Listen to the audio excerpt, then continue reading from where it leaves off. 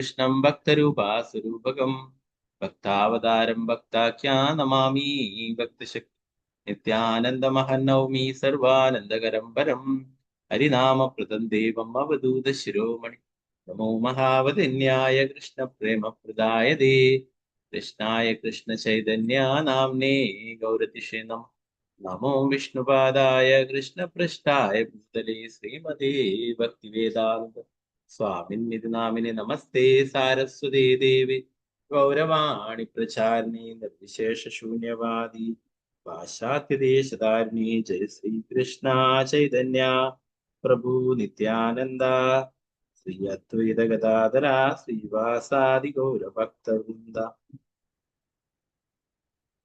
हरे कृष्णा कृष्ण कृष्णा हरे हरे हरे राम राम राम हरे हरे गुरुवे गौरचंद्राय राधिकाय तथाले कृष्णाय कृष्ण भक्ताय तद्भक्ताय नमः श्रील प्रभुपाद की जय गुरु महाराज की जय निताय गौर प्रेमानंदे हरे हरे कृष्ण मदेक बंधु मत्संगिन मद्गुरो मन्महादना निष्ठारक मद्भाग्या मदानंदा नमस्तुते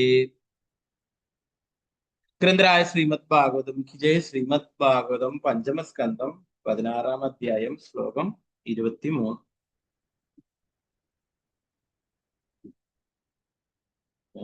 മാതാജി കാണാല്ലേ സ്ക്രീനെ? ഹരേ കൃഷ്ണ. കാണാം പ്രജി. ഹരേ കൃഷ്ണ. ഓം നമോ ഭഗവതേ വാസുദേവായ യാഹൂപയുഞ്ചാനാനാം മുഖാ നിർവാസിതോ വായുഃ സമന്താച്ഛദയോജനമനുവാസയതി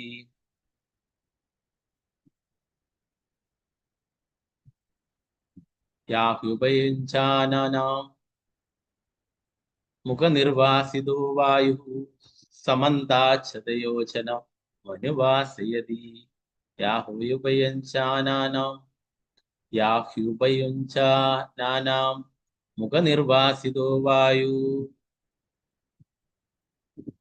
സമാന്തച്ഛദയോജനമനുവാസയതി. ഓക്കെ, നമുക്ക് ലഭിച്ചോളൂ.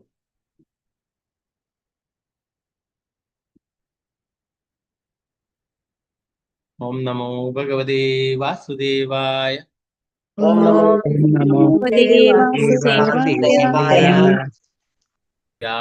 യാഹ്യുപയുഞ്ചാനാനാം മുഖനിർവാസിതോ വായുഃ സമന്താശതയോജനമനുവാസയതി യാഹ്യുപയുഞ്ചാനാനാം മുഖനിർവാസിതോ വായുഃ സമന്താശതയോജനമനുവാസയതി.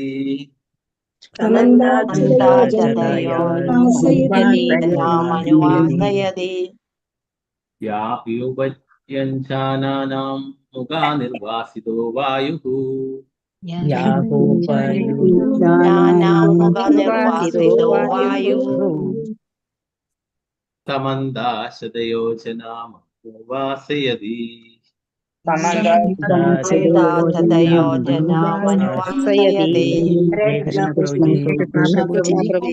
കൃഷ്ണ. ഹരേ കൃഷ്ണ. മാതൃശാമതി ഹരേ കൃഷ്ണ. ഹരേ കൃഷ്ണ പ്രഭുജി.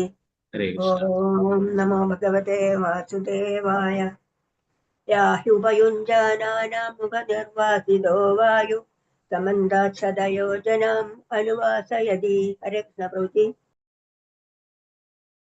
ഹരേ കൃഷ്ണ. രാമചന്ദ്ര പ്രഭു ഹരേ കൃഷ്ണ പ്രഭു. ഹരേ പ്രഭുജി. ഓം നമോ ഭഗവതേ വാസുദേവായ യാഹ്യുപയുഞ്ജാനാനാം മുഖനിർവാസിതോ വായുഃ സമന്താശതയോജനമനുവാസയതി. ഹരേ കൃഷ്ണ പ്രഭുജി. ഹരേ കൃഷ്ണ പ്രഭു. पंकजाक्षी माता जी हरे कृष्ण. हरे कृष्ण प्रभु जी प्रणाम. प्रणाम. ओम नमो भगवते वासुदेवाय याहूपयुज्ञानानं मुखनिर्वासितो वायुः समन्ताच्छदयोजन अनुवासायति. हरे कृष्ण प्रभु जी. हरे कृष्ण.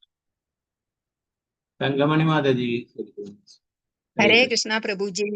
ഹരേ കൃഷ്ണ. ഓം നമോ ഭഗവതേ വാസുദേവായ യാഹ്യൂപയുജ്ഞാനാമുഖനിർവാസിതോ വായുഃ സമന്താചതയോ ജന മനുവാസയതി. ഹരേ കൃഷ്ണ. ഹരേ കൃഷ്ണ. അനിത മാതാജി ഹരേ കൃഷ്ണ. അൺമ്യൂട്ട് ചെയ്തോളൂ മാതാ. ഹരേ കൃഷ്ണ. ഹരേ കൃഷ്ണ പ്രഭുജി. ചൊല്ലു. ഓം നമോ ഭഗവതേ വാസുദേവായ യാഹുപയുഞ്ജാനാം മുഖസർവാസിതോ വായുഃ സമന്താചതയോ ജന മനുവാസയതി. ഹരേ കൃഷ്ണ പ്രഭുജി. ഹരേ കൃഷ്ണ. വസന്ത മാതാജി ഹരേ കൃഷ്ണ മാതാജി. ഹരേ കൃഷ്ണ പ്രഭുജി. ചൊല്ലിക്കോ. ഓം നമോ ഭഗവതേ വാസുദേവായ യാഹ്യൂപയുജ്ഞാനാം മുഖനിർവാസിതോ വായു സമന്താച്ഛതയോ ജനാമനുവാസയതേ. ഹരേ കൃഷ്ണ പ്രഭുജി. ഹരേ കൃഷ്ണ. ശാലജി നമ്പൂതിരി മാതാജി ഹരേ കൃഷ്ണ മാതാജി. ഹരേ കൃഷ്ണ പ്രഭുജി. ചൊല്ലു. ഓം നമോ ഭഗവതേ വാസുദേവായ യാഹ്യുപയുജ്ഞാനാനാം മുഖനിർവാസിതോ വായുഃ സമന്താച്ഛതയോ ജനമനുവാസയതി. ഹരേ കൃഷ്ണ പ്രഭുജി. ഹരേ കൃഷ്ണ. സീതാരാമനുണ്ണി മാതാജി ഹരേ കൃഷ്ണ മാതാജി. ഹരേ കൃഷ്ണ പ്രഭുജി. ഹരേ കൃഷ്ണ. ഓം നമോ ഭഗവതേ വാസുദേവായ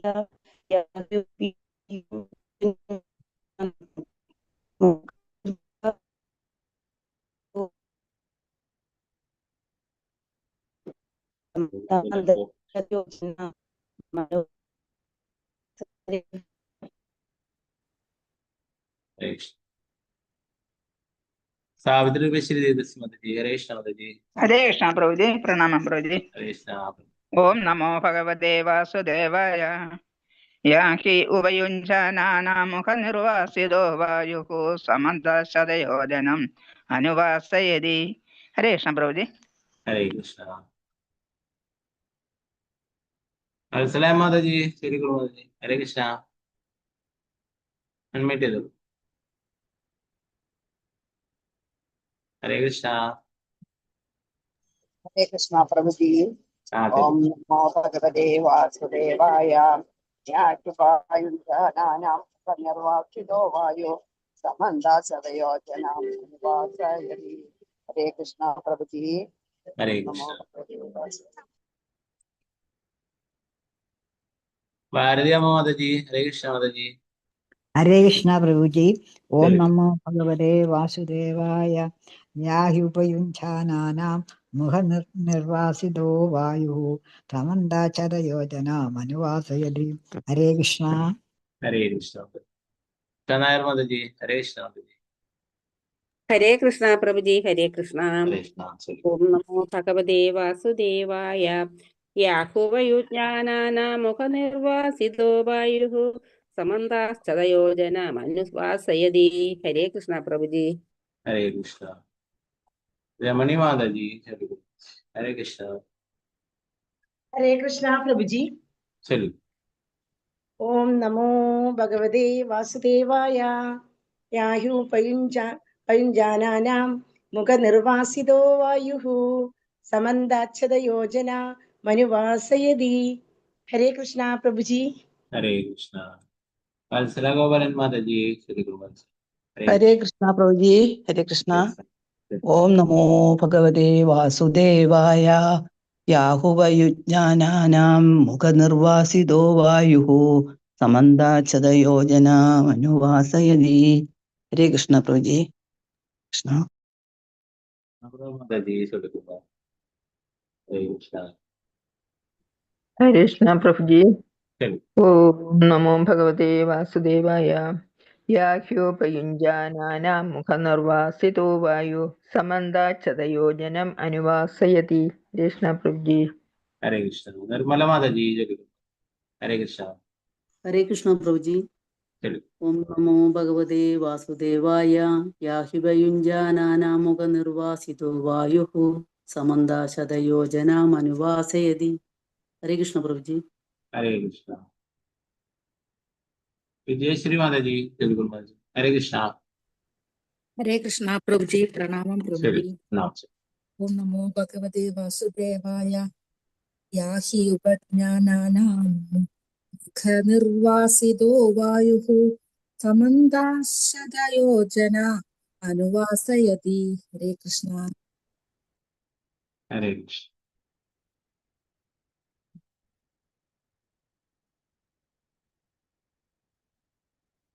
ശോഭ പ്രതിമാതജി ചൊല്ലു. ഹരേ കൃഷ്ണ. हरे कृष्ण प्रभु जी। ചൊല്ലു. ओम नमो भगवते वासुदेवाय। याहुपयुज्ञानानां मुखनिर्वासितो वायु समन्ताचदयो जनमनुवासयति। हरे कृष्ण। ഹരേ കൃഷ്ണ. ശ്രീജി മാതജി ചൊല്ലു. हरे ഹരേ कृष्णा കൃഷ്ണ. प्रभु जी। ഹരേ കൃഷ്ണ. ओम नमो भगवते वासुदेवाय। याह्युपयुञ्चानानां मुखनिर्वासितो वायुः समन्ताच्छदयो जनमनुवासयति। हरे कृष्ण प्रभु जी। ഹരേ കൃഷ്ണ.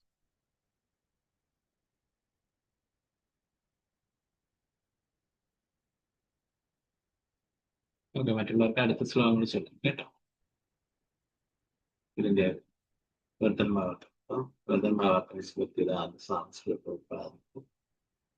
ആ സുഗന്ധം മധുപാനം ചെയ്യുന്നവരുടെ വായിൽ നിന്ന് ഉതിരുന്ന ആ സുഗന്ധം ആ പ്രദേശത്ത് 100 യോജന ചുറ്റളവിൽ വ്യാപിക്കുന്നു.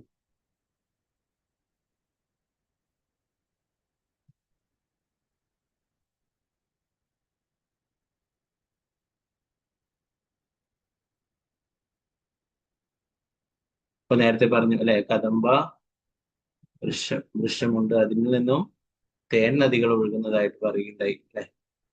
അതിനെ കുറിച്ചിട്ടാണ് ഈ 23-ാമത്തെ ശ്ലോകത്തിൽ പറയുന്നത്. അത് കുടിച്ചവരുടെ വായിൽ നിന്ന് സുഗന്ധം ഉണ്ടാവുകയും ഇതൊക്കെ 100 യോജന ചുറ്റളവിൽ വ്യാപിപ്പിച്ചു. 24-ാമത്തെ ശ്ലോകം.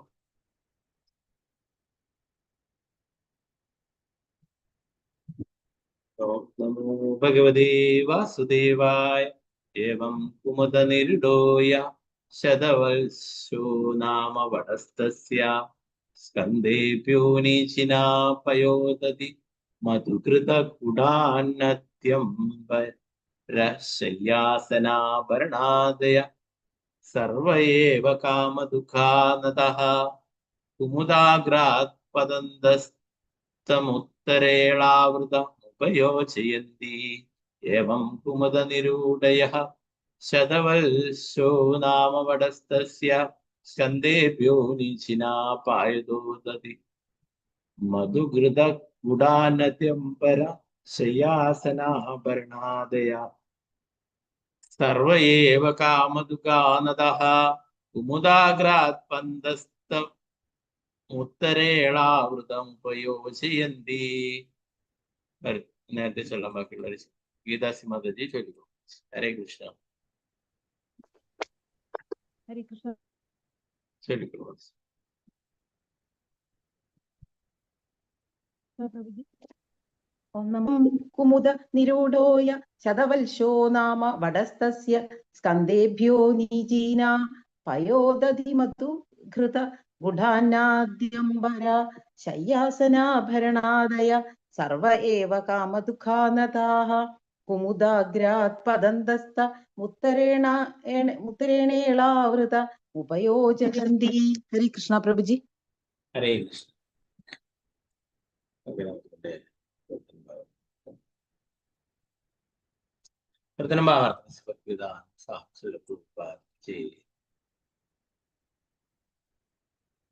അതുപോലെ 100 തായ്തടികൾ ഉള്ളതിനാൽ ശതവത്സ എന്ന് വിളിക്കപ്പെടുന്ന ഒരു വടവൃക്ഷം കുമുദപർവ്വതത്തിലുണ്ട്. ആ തടികളിൽ നിന്നും വരുന്ന ധാരാളം വേരുകളിൽ നിന്നും ധാരാളം നദികൾ പ്രവഹിക്കുന്നു. ഈ നദികൾ പർവ്വതത്തിന് മുകളിൽ നിന്നും ഇളാവൃത വർഷത്തിന്റെ വടക്കു ഭാഗത്ത് വസിക്കുന്ന ജനങ്ങളുടെ പ്രയോജനാർത്ഥം അവിടേക്ക് ഒഴുകുന്നു. ഈ നദികളുടെ പ്രവാഹം നിമിത്തം അവിടെയുള്ള ജനങ്ങൾക്കെല്ലാം പാല്, തൈര്, തേൻ, ശുദ്ധമായ നെയ്യ്, ശർക്കരപ്പാവ്, ഭക്ഷ്യധാന്യങ്ങൾ, വസ്ത്രങ്ങൾ, കിടക്കകൾ, ഇരിപ്പുപകരണങ്ങൾ, ആഭരണങ്ങൾ ആദിയായവ സമൃദ്ധമായി ലഭിക്കും. അവർ ആഗ്രഹിക്കുന്നത് എന്തും അവരുടെ അഭിവൃദ്ധിക്ക് പര്യാപ്തമാം വിധം വിതരണം ചെയ്യപ്പെടുന്നു. മായിരുന്നു. തന്മൂലം അവർ വളരെ സന്തുഷ്ടരായിരുന്നു.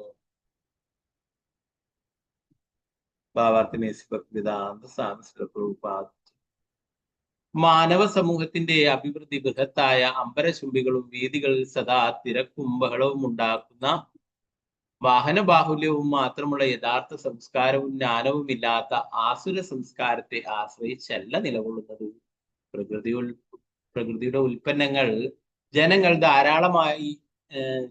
ധാരാളമായി പര്യാപ്തമാണ്. പാൽ, തൈര്, തേൻ, ഭക്ഷ്യധാന്യങ്ങൾ, നെയ്യ്, ശർക്കരപ്പാവ്, വസ്ത്രങ്ങൾ, കിടക്കകൾ, ഇരിപ്പുപകരണങ്ങൾ, ആഭരണങ്ങൾ മുതലായവയുടെ ലഭ്യത സമൃദ്ധമാകുമ്പോൾ ജനങ്ങൾ യഥാർത്ഥത്തിൽ ഐശ്വര്യപൂർണരാകും.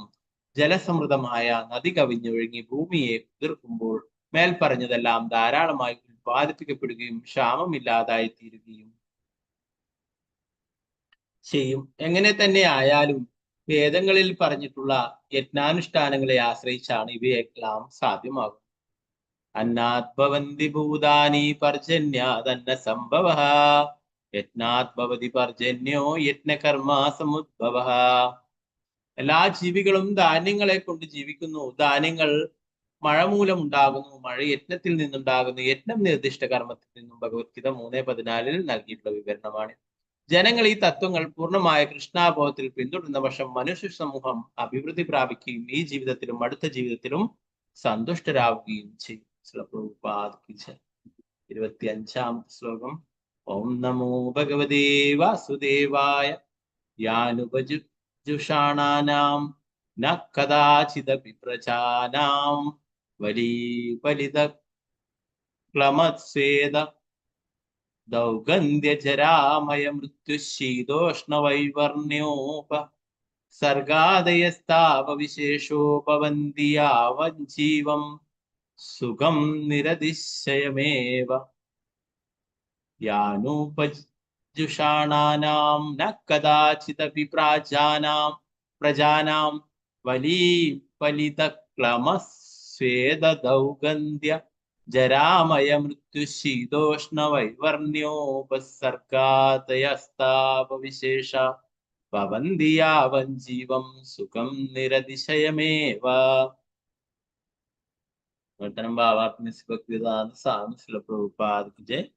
ഈ ഒഴുകുന്ന നദികളിലെ ഉൽപ്പന്നങ്ങൾ ആസ്വദിക്കുന്ന ഭൗതിക ലോകവാസികളുടെ ശരീരങ്ങളിൽ ചുളിവുകൾ ഉണ്ടാവുകയോ അവരുടെ തലമുടി നരയ്ക്കുകയോ ചെയ്യില്ല.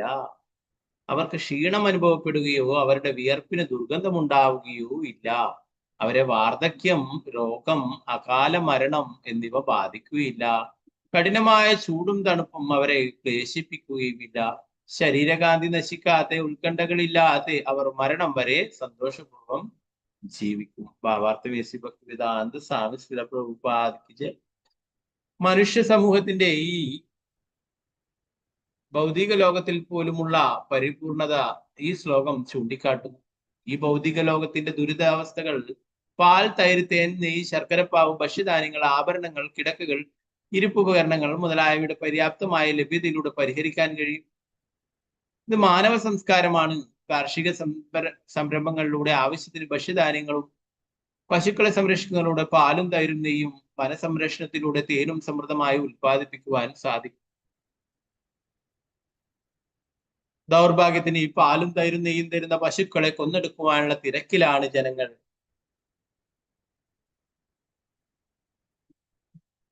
തേൻ തരുന്ന മരങ്ങൾ വെട്ടി വനങ്ങൾ നശിപ്പിക്കുന്നവർ കാർഷികോൽപാദനത്തിൽ മുഴുകുന്നതിന് പകരം വലിയ ഫാക്ടറികൾ നിർമ്മിച്ച് നട്ടുകളുടെയും ബോൾട്ടുകളുടെയും വാഹനങ്ങളുടെയും ഉൽപാദനത്തിൽ വ്യാപൃതരാകുന്നു. ഈ രീതിയിലായാൽ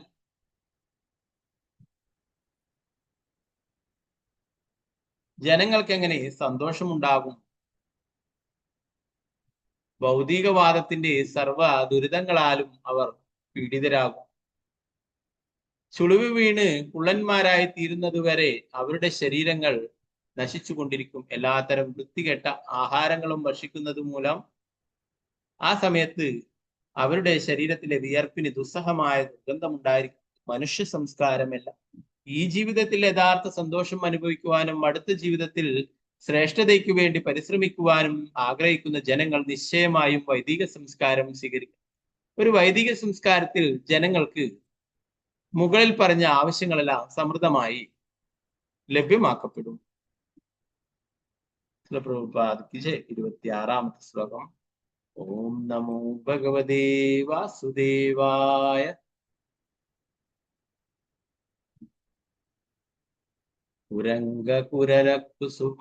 കുസുംബ വൈഗംഗത്രികുട ശിശിരപദംഗരുചക്രനിഷദ ശ്രീനിവാസ കപില ശങ്കവൈഡൂര്യ ചാരുദിംഹ സർഷഭ നാഗകാലഞ്ചരനാരാതാദയോ വിംശ ദിഗിരയോ മോരഃ കർണികായ ഇവ കേസരഭൂതാ മൂലദേശേ പരിത ഉപക്ലപ്തഃ.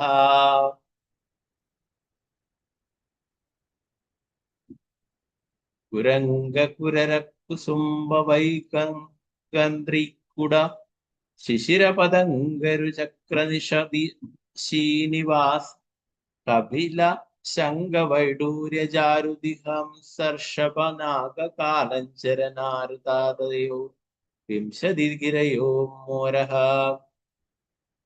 കർണികായൈവ കേസരഭൂതഃ മൂലദേശേ പരിത ഉപക്ലപ്തഃ. ഓക്കെ, ഗീതാ ശരി. ഹരേ കൃഷ്ണ. ശരി പ്രഭാത്. ഹരേ കൃഷ്ണ. Thank you പ്രഭുജി. ഹരേ കൃഷ്ണ.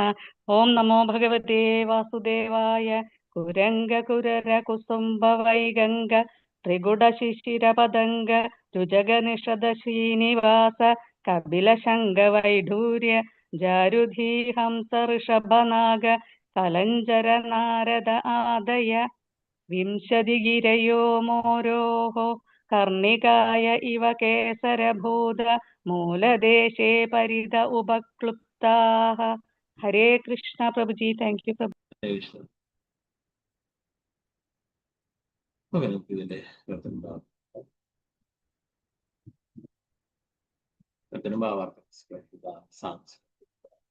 മേരുപർവ്വതത്തിന്റെ ചുവട്ടിൽ ചുറ്റിനുമായി ഒരു താമരപ്പൂവിന്റെ പുഷ്പമണ്ഡലത്തിന് ചുറ്റിനുമുള്ള തന്തുക്കൾ പോലെ മനോഹരമായി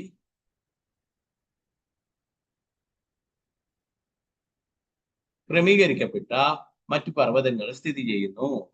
കുരംഗം, കുരരം, കുസുംബം, വൈഗംഗം, ത്രികുടം, ശിശിരം, പതംഗം, രുചകം, നിഷദം, ശ്രീനിവാസം, കപിലം, ശംഖം, വൈഡൂര്യം, ജാരുതി, ഹംസം, ഋഷഭം, നാഗം, കാലഞ്ചരം, നാരദം എന്നിങ്ങനെയാണ് അവയുടെ നാമങ്ങൾ.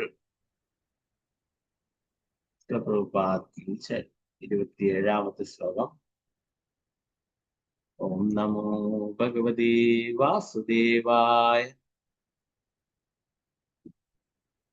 ജഠരദേവകുടൗ മേരും പൂർവേണാഷ്ടദശയോജന സഹസ്ര മുദാ ഗായതു നിസ്സഹസ്രം പൃഥുതൗ തുംഗോ ഭവത ഏവമപരേണ പവനപാര്യാത്രോ ദക്ഷിണേന കൈലാസകരവീര്യോ പ്രകായതാവേവമുത്തരത സ്ത്രീശൃംഗമകരാവഷ്ടഭിരേദൈ പരിസ്തൃതോ അഗ്നിരിവ പരിദശകാസ്തി കാഞ്ചനഗിരിഃ. ജഠരദേവകുടോ മേരും പൂർവേണാഷ്ടദശയോജന സഹസ്ര മുദഗായതു തിസ്സഹസ്രം ഋതുതുംഗേ ഭഗവത യദോ ദിസഹസ്രം ഋതുതുംഗേ ഭവതഃ ഏവമപരേണ പവനപാര്യാത്രോ ദക്ഷിണേന കൈലാസകരവീര്യോ പ്രഘായതാവേവമുത്തരത സ്ത്രീശൃംഗമകരാവഷ്ടാഭിരേദഃ പരിസ്തൃതോ അഗ്നിരിവ പരിദശകാസ്തി കാഞ്ചനഗിരിഃ.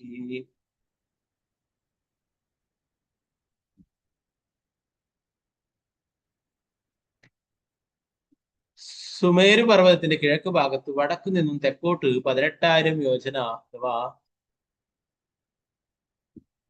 1,44,000 മൈൽ നീണ്ടുകിടക്കുന്ന ജഠരം, ദേവകുടം എന്നീ പർവ്വതങ്ങളുണ്ട്. അതുപോലെ സുമേരു പർവ്വതത്തിന്റെ പടിഞ്ഞാറ് ഭാഗത്ത് അതേ ദൂരത്തിൽ വടക്കു നിന്നും തെക്കോട്ടുള്ള വ്യാപിക്കുന്ന പവനം, പരിയാത്രം എന്നീ പർവ്വതങ്ങളുണ്ട്. സുമേരുവിന്റെ ദക്ഷിണഭാഗത്ത് 18,000 യോജന കിഴക്ക് പടിഞ്ഞാറ് വ്യാപിക്കുന്ന കൈലാസം, കരവീരം എന്നീ പർവ്വതങ്ങളും ഉത്തരഭാഗത്ത് അതേ ദൂരത്തിൽ കിഴക്ക് പടിഞ്ഞാറ് വ്യാപിക്കുന്ന ത്രിശൃംഗം, മകരം എന്നീ പർവ്വതങ്ങളുണ്ട്. ഈ പർവ്വതങ്ങളുടെ എല്ലാം വീതിയും ഉയരവും 2000 യോജന അഥവാ 16,000 മൈലാണ്.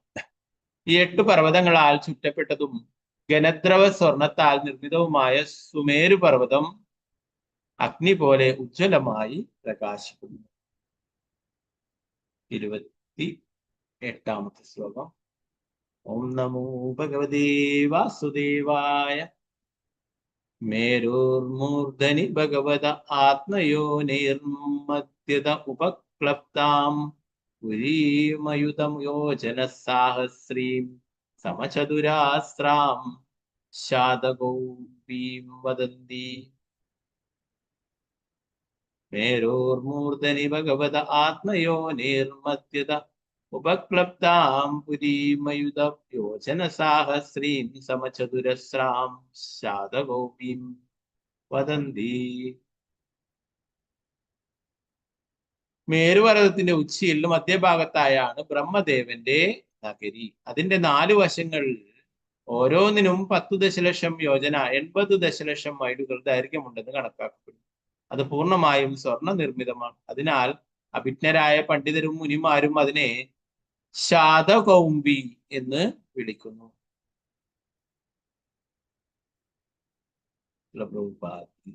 അവസാനത്തെ ശ്ലോകം 29ാമത്തെ.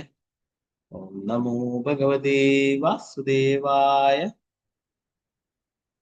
താമനുപരിതോ ലോകപാലാനാമഷ്ടാനാം യഥാദിശം യഥാരൂപം തുരീയമാനേന പുരോ അഷ്ടാവുപക്ലപ്തഃ.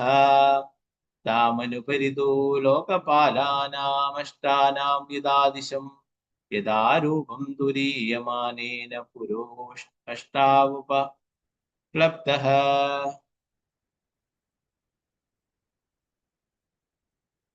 ബ്രഹ്മപുരിക്ക് ചുറ്റിനുമായി ഗ്രഹ സംവിധാനങ്ങളുടെ ഭരണാധികാരികളായ ദേവേന്ദ്രൻ മുതലുള്ള 8 മുഖ്യരുടെ വസതികളാണ്.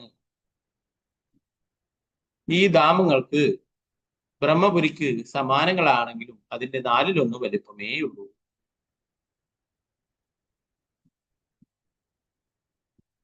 ബ്രഹ്മദേവന്റെയും ഗ്രഹ സംവിധാനങ്ങളുടെയും ഭരണാധിപന്മാരായി അദ്ദേഹത്തിനു കീഴിൽ ദേവേന്ദ്രൻ മുതലുള്ള 8 മുഖ്യരുടെയും നഗരങ്ങളെ പറ്റി മറ്റു പുരാണങ്ങളിൽ പ്രതിപാദിച്ചിട്ടുണ്ടെന്ന് ശ്രീ വിശ്വനാഥ ചക്രവർത്തി ഠാക്കൂറും സ്ഥിരീകരിക്കും. മേരോ നവപുരാണി സ്യൂർമനോവതി അമരാവതി തേജോവതി സംയമനി തഥാ കൃഷ്ണാംഗന പരാ സദാവതി ഗന്ധവതി തഥാചാര്യ മഹോദയാ യശോവതി ച ബ്രഹ്മേന്ദ്ര ബാഹ്യാദീനാം യഥാക്രമം. ബ്രഹ്മാവിന്റെ നഗരം മനോവതി എന്നും അദ്ദേഹത്തിന്റെ സഹായികളായ ഇന്ദ്രൻ, അഗ്നി മുതലായവരുടെ നഗരങ്ങൾ അമരാവതി, തേജോവതി, സംയമനി, കൃഷ്ണാംഗന, ശ്രദ്ധാവതി, ഗന്ധവതി, മഹോദയ,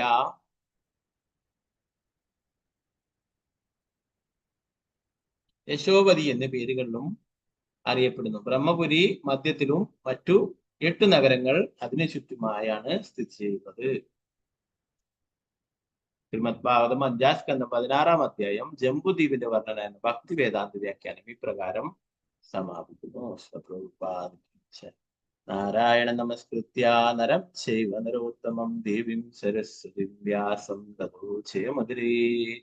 നഷ്ടപ്രായേഷു ഭദ്രേഷു നിത്യം ഭാഗവത സേവയാ ഭഗവതി ഉത്തമ ശ്ലോകേ ഭക്തിർഭവതി നൈഷ്ഠികേ. മോഹം കരോതി വാചാലം പങ്കും ലംഘയതേ ഗിരി യത്കൃപാതമഹം വന്ദേ ശ്രീഗുരു ദീനധാരിണം പരമാനന്ദമാധവം ശ്രീചൈതന്യേശ്വരം.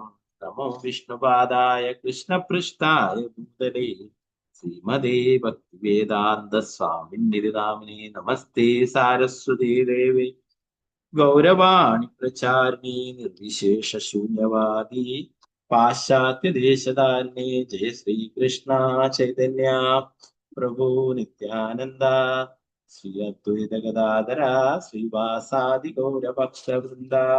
ഹരേ കൃഷ്ണ കൃഷ്ണ കൃഷ്ണ ഹരേ ഹരേ, ഹരേ രാമ രാമ രാമ ഹരേ ഹരേ. ഗുരുവേ ഗൗരചന്ദ്രായ രാധികായ താലേ കൃഷ്ണായ കൃഷ്ണഭക്തായ തദ്ഭക്തായ നമോ നമഃ. ശ്രീല പ്രഭുപാദ് കി ജയ്, ഗുരു മഹാരാജ് കി ജയ്. ഹിതായ ഗൗര പ്രേമാനന്ദേ ഹരേ ഹരേ കൃഷ്ണ.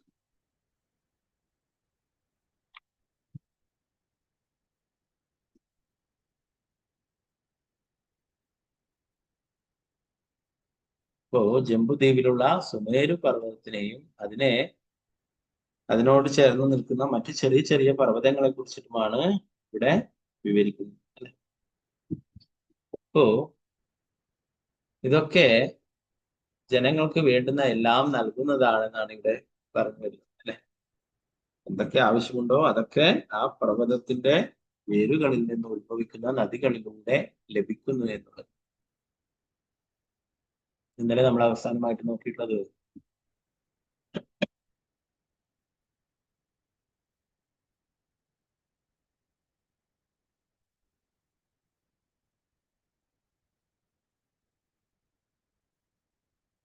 നേരത്തെ ഒരു വലിയൊരു മാവിനെ കുറിച്ച് പറയുകയുണ്ടായി, അല്ലെ? പിന്നീട് ഒരു കദംബ വൃക്ഷത്തെ, മഹാകദംബ വൃക്ഷത്തെ കുറിച്ചാണ് പറയുന്നത്, അല്ലെ?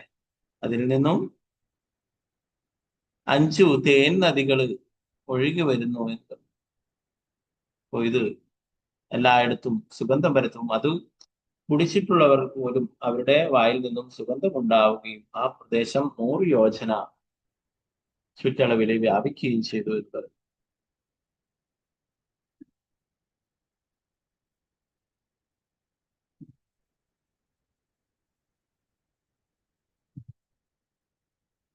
അതുപോലെ തന്നെ വേറൊരു വടവൃക്ഷവും ആ കുമുദപർവ്വതത്തിലുള്ള കുറിച്ചിട്ടാണ് 24ാമത്തെ ശ്ലോകത്തിൽ പറയുന്നത്. ഇതിനെ ശതവത്സ എന്ന് വിളിക്കുന്നു. അതിന് 100 താഴ്ത്തടികൾ ഉള്ളത്, അതുകൊണ്ട് ശതവത്സ എന്ന് വിളിക്കുന്നു. ഇതിന്റെ വേരുകളിൽ നിന്നും ധാരാളം നദികൾ പ്രവഹിക്കുന്നു എന്ന് പറയും. ഇത് അതിനടുത്ത് വസിക്കുന്ന ഇളാവൃത ലോകത്തിൽ വസിക്കുന്ന അവർക്കൊക്കെ പ്രയോജനമായിരിക്കുന്ന വസ്തുക്കളാണ് ലഭിച്ചത്. നമുക്ക് ഇവിടുന്ന് നദികളിൽ നിന്ന് വെള്ളം കിട്ടും, ചിലപ്പോഴൊക്കെ ഉപ്പുവെള്ളം പോലും ആയിരിക്കും. എന്നാൽ ഇവിടെ എന്താ പറയുന്നത്, പല നദികളും അല്ലെ ഉപ്പ് ജലമാണ്. ഗംഗയിലും യമുനയിലൊക്കെ പോയിട്ടുള്ളവർക്ക് ഉപ്പ് രസമായിരുന്നു. അപ്പോ എന്നാൽ അതൊക്കെ പുണ്യനദി തന്നെയാണ്. അപ്പോ ഭഗവാന് പ്രിയപ്പെട്ടതാണ് അതൊക്കെ തന്നെ. അപ്പൊ ഇവിടെ പറയുന്ന നദികളിലൂടെ ലഭിക്കുന്നത് ജനങ്ങൾക്ക് ആവശ്യമുള്ള ഓരോ വസ്തുക്കളെ കുറിച്ചിട്ടാണ് പറയുന്നത്. പാല്, തൈര്, തേൻ, ശുദ്ധമായ നെയ്യ്, ശർക്കരപ്പാവ്, ഭക്ഷ്യധാന്യങ്ങൾ, വസ്ത്രങ്ങൾ, കിടക്കകൾ, ഇരിപ്പുപകരണങ്ങൾ, ആഭരണങ്ങൾ ആദിയായവ സമൃദ്ധമായി ലഭിക്കുന്നു. അവർ ആഗ്രഹിക്കുന്നതും അവരുടെ അഭിവൃദ്ധിക്ക് പര്യാപ്തമാംവിധം വിതരണം ചെയ്യപ്പെടുന്നതുമായിരുന്നു. തന്മൂലം അവർ വളരെ സന്തുഷ്ടരായിരുന്നു.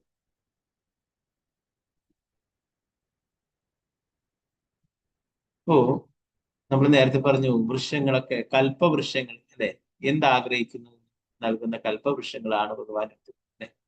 അതുപോലെ ഇവർക്ക് ദേവന്മാർക്കൊക്കെ വേണ്ടിയിട്ട് ഇങ്ങനെയുള്ള വൃക്ഷങ്ങൾ അതിൽ നിന്നും എല്ലാം ലഭിക്കുമായിരുന്നു എന്ന്. ഇതിന്റെ വേരിൽ നിന്നും ഓരോ നദികളായിട്ട് ഉത്ഭവിക്കുകയും ഇതിലൊക്കെ ഓരോരോ വസ്തുക്കൾ, പാല്, തൈരും തേനും, ശുദ്ധമായിട്ട് നെയ്യും മറ്റുള്ള വസ്തുക്കളൊക്കെ എന്തൊക്കെ ആവശ്യങ്ങളുണ്ടോ അതൊക്കെ സമൃദ്ധമായിട്ട് ലഭിക്കും. അതുകൊണ്ട് അവരൊക്കെ സന്തുഷ്ടരായിരുന്നു.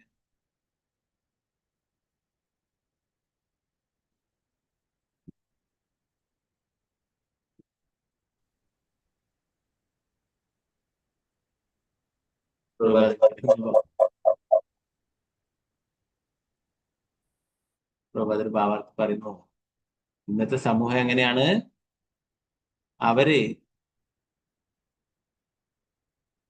യഥാർത്ഥ പുരോഗതി എന്ന് പറയുന്നത് എന്താണ്? വലിയ വലിയ ബിൽഡിങ്ങുകൾ എടുക്കുക, വലിയ വലിയ വീടുകളൊക്കെ കെട്ടുക, വലിയ വലിയ വാഹനങ്ങളൊക്കെ ഉപയോഗിക്കുക. ഇതൊക്കെയാണ് യഥാർത്ഥത്തില് പുരോഗതി എന്നാണ് അവർ കരുതുന്നത്. മാനവ സമൂഹത്തിന്റെ അഭിവൃദ്ധി ബൃഹത്തായ അമ്പരചുംബികളും വീതികളിൽ സദാ തിരക്കും ബഹളവും ഉണ്ടാക്കുന്ന വാഹന ബാഹുല്യവും മാത്രമുള്ള യഥാർത്ഥ സംസ്കാരവും ജ്ഞാനവും ഇല്ലാത്ത ആസുര സംസ്കാരത്തെ ആശ്രയിച്ചല്ല നിലകൊള്ളുന്നത്.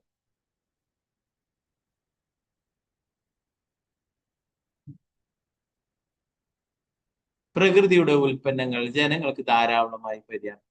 പാല്, തൈര്, തേൻ, ഭക്ഷ്യധാന്യങ്ങൾ, നെയ്യ്, ശർക്കര, പാവ്, വസ്ത്രങ്ങൾ, കിടക്കുകൾ, ഇരുപ്പുപകരണങ്ങൾ, ആഭരണങ്ങൾ മുതലായവയുടെ ലഭ്യത സമൃദ്ധമാകുമ്പോൾ ജനങ്ങൾ യഥാർത്ഥത്തിൽ ഐശ്വര്യപൂർണരാകും.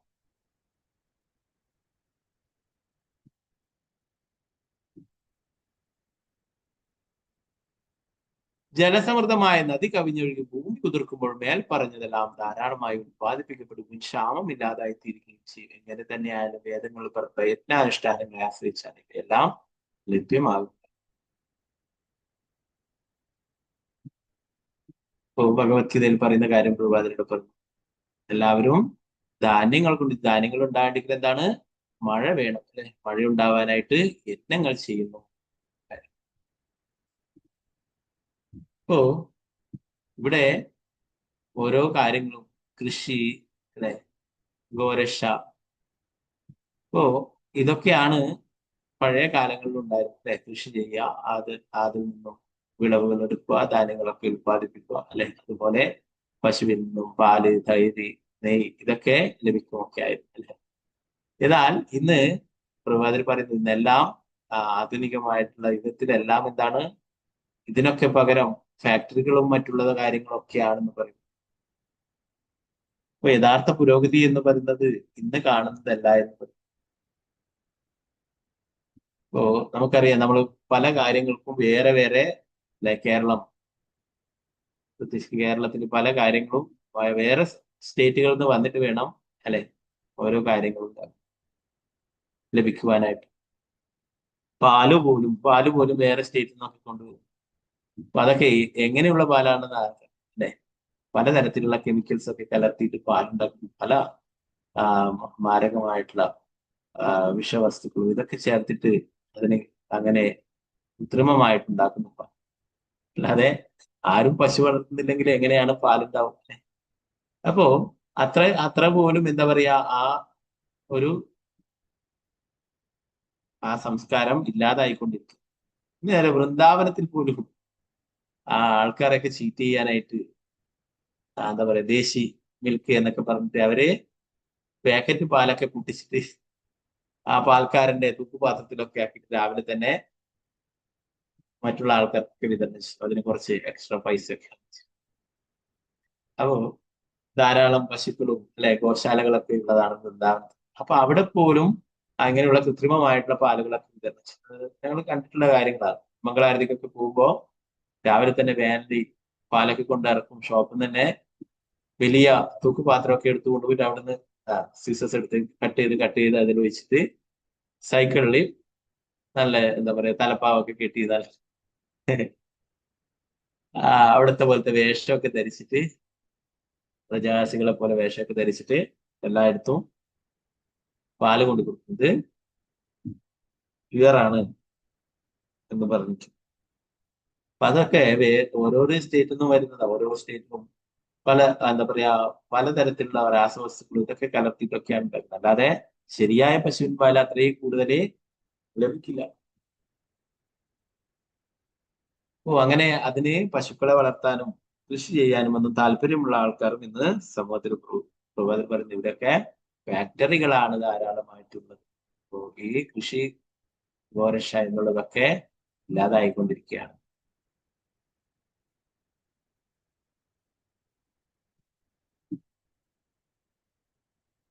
അല്ലെ, മറ്റുള്ള സ്റ്റേറ്റുകളിൽ നിന്ന് നമുക്ക് പച്ചക്കറിയും, അല്ലെ, ധാന്യങ്ങളൊന്നും വന്നില്ലെങ്കിൽ, അരിയൊന്നും വന്നില്ലെങ്കിൽ പട്ടിണിയാവും, അല്ലെ? അങ്ങനെയുള്ള ഒരു അവസ്ഥയാണ്.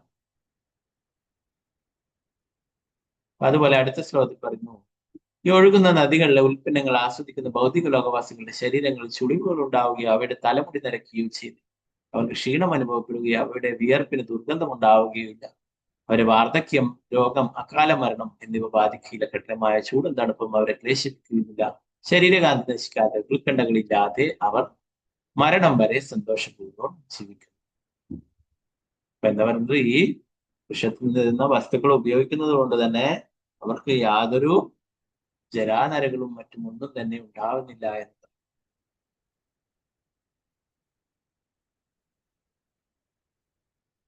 അതൊരു ഭാഗത്ത് പറയുന്നു. മനുഷ്യ സമൂഹത്തിന്റെ ഈ ഭൗതിക ലോകത്തിൽ പോലുമുള്ള പരിപൂർണത ഈ ശ്ലോകം ചൂണ്ടിക്കാട്ടും. ഈ ഭൗതിക ലോകത്തിന്റെ ദുരിതാവസ്ഥകൾ പാല്, തൈര്, തേൻ, നെയ്യ്, ശർക്കരപ്പാവ്, ഭക്ഷ്യധാന്യങ്ങൾ, ആഭരണങ്ങൾ, കിടക്കകൾ, ഇരിപ്പുപകരണങ്ങൾ മുതലായവയുടെ പര്യാപ്തമായ ലഭ്യതയിലൂടെ പരിഹരിക്കാൻ കഴിയും. ഇത് മാനവ സംസ്കാരമാണ്. കാർഷിക സംരംഭങ്ങളിലൂടെ ആവശ്യത്തിന് ഭക്ഷ്യധാന്യങ്ങളും പശുക്കളെ സംരക്ഷിക്കുന്നതിലൂടെ പാലും തൈരും നെയ്യും വനസംരക്ഷണത്തിലൂടെ തേനും സമൃദ്ധമായി ഉത്പാദിപ്പിക്കുവാൻ സാധിക്കും. ദൗർഭാഗ്യത്തിന് പാലും തൈരും നേരുന്ന പശുക്കളെ കൊന്നൊടുക്കുവാനുള്ള തിരക്കിലാണ് ജനങ്ങൾ. അതുപോലെ തേൻ തരുന്ന മരങ്ങൾ വെട്ടി വനങ്ങൾ നശിപ്പിക്കുന്നവർ കാർഷികോൽപാദനത്തിന് മുഴുവൻ വലിയ വലിയ ഫാക്ടറികൾ നിർമ്മിച്ച് നെട്ടുകളുടെയും ബോട്ടുകളുടെയും വാഹനങ്ങളുടെയും ഉത്പാദനത്തിൽ വ്യാപൃതരാകുന്നു.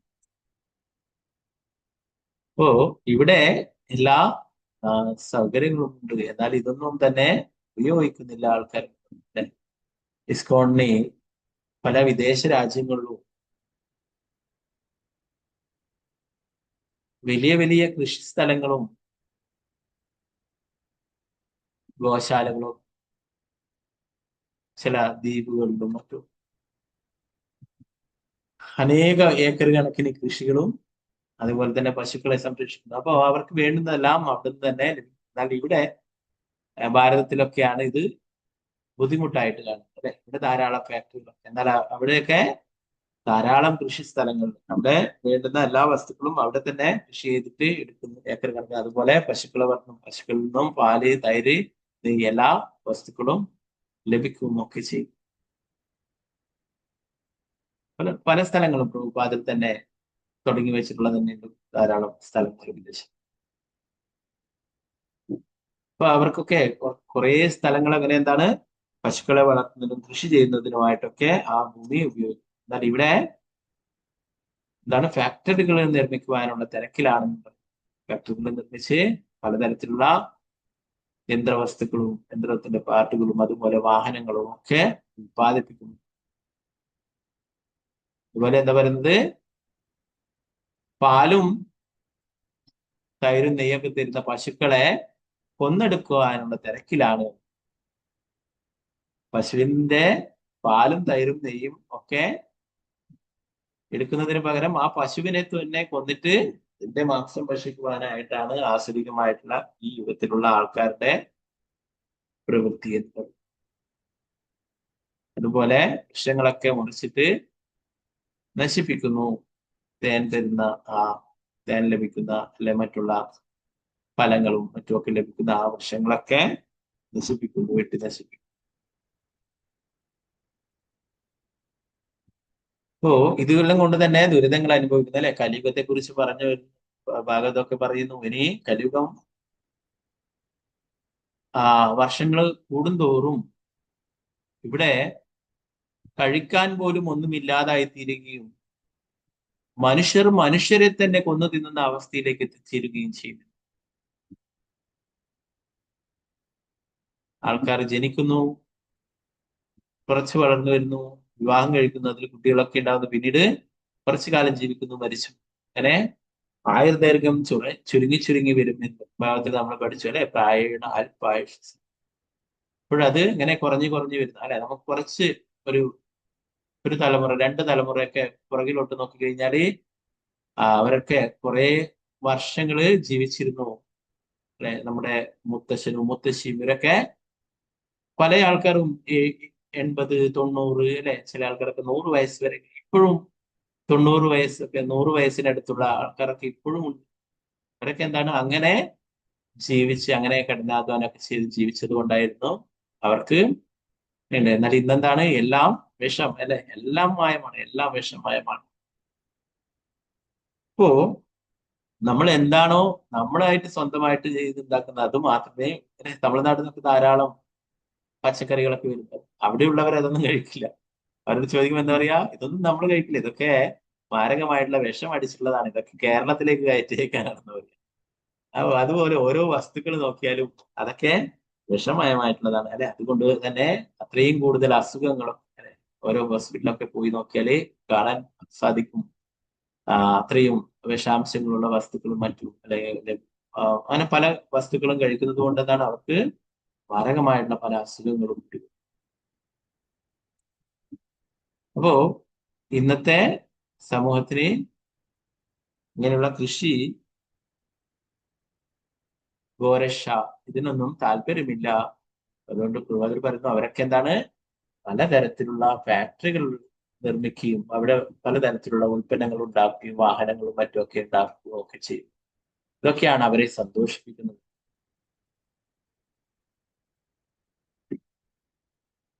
ഭൗതികവാദത്തിന്റെ സർവ്വ ദുരിതങ്ങളാലും അവർ പീഡിതരാകും. ചുളിവ് വീണ് കുള്ളന്മാരായി തീരുന്നത് വരെ അവരുടെ ശരീരങ്ങൾ നശിച്ചുകൊണ്ടിരിക്കും. എല്ലാത്തരം വൃത്തികെട്ട ആഹാരങ്ങളും ഭക്ഷിക്കുന്നത് മൂലം ആ സമയത്ത് അവരുടെ ശരീരത്തിലെ വിയർപ്പിനെ ദുസ്സഹമായ ദുർഗന്ധം ഉണ്ടായിരിക്കും. ഇത് മനുഷ്യ സംസ്കാരമല്ല. ഈ ജീവിതത്തിൽ യഥാർത്ഥ സന്തോഷം അനുഭവിക്കുവാനും അടുത്ത ജീവിതത്തിൽ ശ്രേഷ്ഠതയ്ക്ക് വേണ്ടി പരിശ്രമിക്കുവാനും ആഗ്രഹിക്കുന്ന ജനങ്ങൾ നിശ്ചയമായും വൈദിക സംസ്കാരം സ്വീകരിക്കണം. ഒരു വൈദിക സംസ്കാരത്തിൽ ജനങ്ങൾക്ക് മുകളിൽ പറഞ്ഞ ആവശ്യങ്ങളെല്ലാം സമൃദ്ധമായി ലഭ്യമാണ്. പറഞ്ഞത് എല്ലാവരും ഈ ജീവിതം സന്തോഷമായി അനുഭവിക്കുക, അടുത്ത ജീവിതത്തിൽ ശ്രേഷ്ഠതയ്ക്ക് വേണ്ടി പരിശ്രമിക്കുവാനും ആഗ്രഹിക്കുന്നവർ എന്താ പറയുന്നത് വൈദിക സംസ്കാരം സ്വീകരിക്കണം അല്ലെ. ഓരോ നമ്മൾ നേരത്തെ പഠിച്ചു 4 വർണ്ണങ്ങളും 4 ആശ്രമങ്ങളെ കുറിച്ച് പറഞ്ഞ വർണ്ണങ്ങൾ ബ്രാഹ്മണ, ക്ഷത്രിയ, വൈശ്യ, അപ്പൊ അവർക്ക് 4 ധർമ്മങ്ങളും പറഞ്ഞിട്ടുണ്ട് അല്ലെ. ബ്രാഹ്മണർ വേദങ്ങൾ പഠിക്കുക, മറ്റുള്ളവരെ പഠിപ്പിക്കുക അല്ലെ. മറ്റുള്ള എന്താണ് ക്ഷത്രിയരി രാജ്യത്തെയും പ്രജകളൊക്കെ സംരക്ഷിക്കുക എന്നുള്ളത്. വൈശ്യരി കൃഷി, ഗോരക്ഷ, വാണിജ്യം.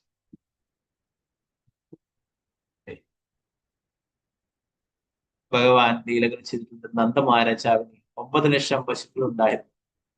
ആ പശുക്കളെ മേയ്ക്കാനായിട്ട് ആരാ കൊണ്ടുപോയത്? സാക്ഷാൽ ഭഗവാൻ തന്നെ പശുക്കളെ മേയ്ക്കാനായിട്ട് കൊണ്ടുപോകുന്നുണ്ട്.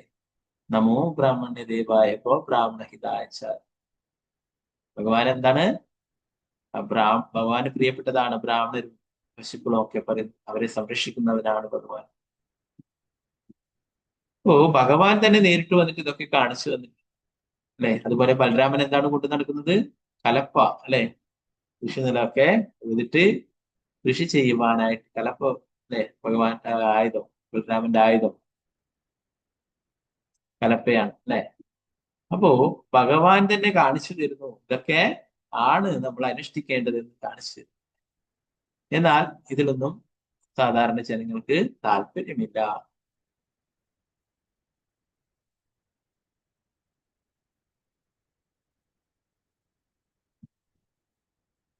പിന്നീട് 26-ാമത്തെ ശ്ലോകത്തിൽ പറഞ്ഞത് പേരുപർവ്വതത്തിന്റെ ചുവട്ടിൽ ചുറ്റുമായി താമരപ്പൂവിന്റെ പുഷ്പമണ്ഡലം ചുറ്റുമുള്ള തന്തുക്കൾ പോലെ മനോഹരമായിട്ട് ക്രമീകരിച്ചിട്ടുള്ള മറ്റു പർവ്വതങ്ങളെ കുറിച്ചിട്ടും പറയുന്നു.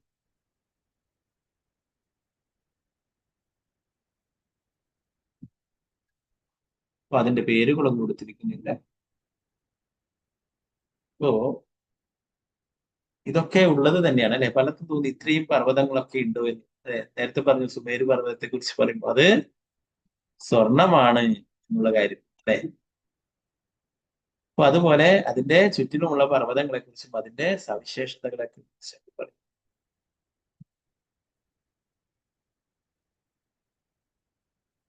അപ്പോ ഇവിടെ നമ്മളെപ്പോലുള്ള ഈ ഭൂമിയിലുള്ള ആൾക്കാർക്ക് അത് പൂർണ്ണമായിട്ടും ഉപകരിക്കുന്നില്ല. എന്തുകൊണ്ടാണ്? ഭൂമിയിലുള്ള അവരൊക്കെ അത്യാർത്ഥികളായിട്ടുള്ള ആൾക്കാരാണ്. ഇപ്പോൾ അതിൽ പറഞ്ഞ പോലെ പാൽ തൈരൊക്കെ തരുന്ന നെയ്യൊക്കെ തരുന്ന പശുവിനെ പിടിച്ചിട്ട് അർത്ഥം തിന്നുന്നു. തേൻ തരുന്ന വൃക്ഷങ്ങളൊക്കെ വെട്ടിമറിച്ചിട്ട് നശിപ്പിക്കുന്നു അല്ലെ. അതുപോലെ എന്ത് ലഭിച്ചാലും അതൊക്കെ മിസ്യൂസ് ചെയ്യും. അതുകൊണ്ട് എന്താണ് ഇവിടെയുള്ള അവരൊക്കെ നിർഭാഗ്യവാന്മാർ. അവർക്ക് ഇതൊന്നും ഉപകരിക്കാൻ. എന്നാൽ ദേവന്മാർക്കൊക്കെ ഇത് സ്വീകരിക്കുവാനും ഗന്ധർവന്മാരും ദേവന്മാരും ഇതൊക്കെ അവരിത് അനുഭവിക്കുന്നു. ഇതൊക്കെ ഇവിടെയൊക്കെ കാണാം പർവ്വതങ്ങളൊക്കെ അല്ലെ. ഇതൊക്കെ എന്താ പറയാ പൊട്ടിച്ച് അല്ലെ ഇല്ലാതാക്കിക്കൊണ്ടിരിക്കുന്ന അല്ലെ. അതിനനുസരിച്ചിട്ട് പ്രകൃതി പലതരത്തിലുള്ള ദുരിതങ്ങളും ഒക്കെ ഉണ്ടാവും അല്ലെ, ഭൂകമ്പവും പ്രളയവും അല്ലെ, മറ്റങ്ങനെയുള്ള പല സംഭവങ്ങളും ഉണ്ടായിട്ടുണ്ട്. എന്താണ് അതൊക്കെ ഇവിടെയുള്ള ജനങ്ങളൊക്കെ എന്താണ് ആ പർവ്വതങ്ങളൊക്കെ നശിപ്പിക്കുന്നു ബിസിനസ്സിലായിട്ട് അല്ലെ, അതൊക്കെ പൊട്ടിച്ച് വിതരണം ചെയ്യുന്നു. ഇവിടെ പറയുന്നു സുമേരു പർവ്വതത്തിന്റെ കിഴക്ക് ഭാഗത്ത് തെക്കോട്ടുമുള്ള 18,000 യോജന നീണ്ടുകിടക്കുന്ന ജഡരം ദേവകൂടം എന്നീ പർവ്വതം, അതുപോലെ സുമേരു പർവ്വതത്തിന്റെ പടിഞ്ഞാറ് ഭാഗത്തും അതേ ദൂരത്തിൽ വടക്ക് നിന്ന് തെക്കോട്ട് വ്യാപിക്കുന്ന പർവ്വതം വ്യാപിക്കുന്ന പവനം പരിയാത്രം എന്നീ പർവ്വതം, സുമേരുവിന്റെ ദക്ഷിണ ഭാഗത്ത് 18,000 യോജന കിഴക്ക് പടിഞ്ഞാറ് നിൽക്കുന്ന കൈലാസം കരവീരം എന്ന പർവ്വതങ്ങളുമുണ്ട്. ഉത്തരഭാഗത്ത് അതേ ദൂരത്തിൽ കിഴക്ക് പടിഞ്ഞാറ് വ്യാപിക്കുന്ന ത്രിശൃംഗം മകരം എന്നീ പർവ്വതങ്ങൾ. ഈ പർവ്വതങ്ങളുടെ എല്ലാ വീതിയും ഉയരവും 2,000 യോജനയാണ്, അഥവാ 16,000 മൈലാണ്. ഈ 8 പർവ്വതങ്ങളാൽ ചുറ്റപ്പെട്ടവും ഘനദ്രവ സ്വർണത്താൽ നിർമ്മിതവുമായ സുമേരു പർവ്വതം അഗ്നി പോലെ ഉജ്ജ്വലമായി പ്രകാശിക്കുന്നു.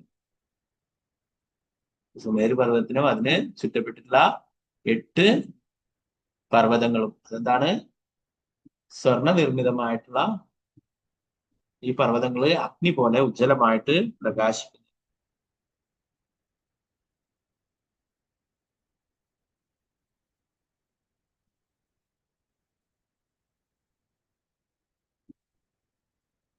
അപ്പൊ ഇനി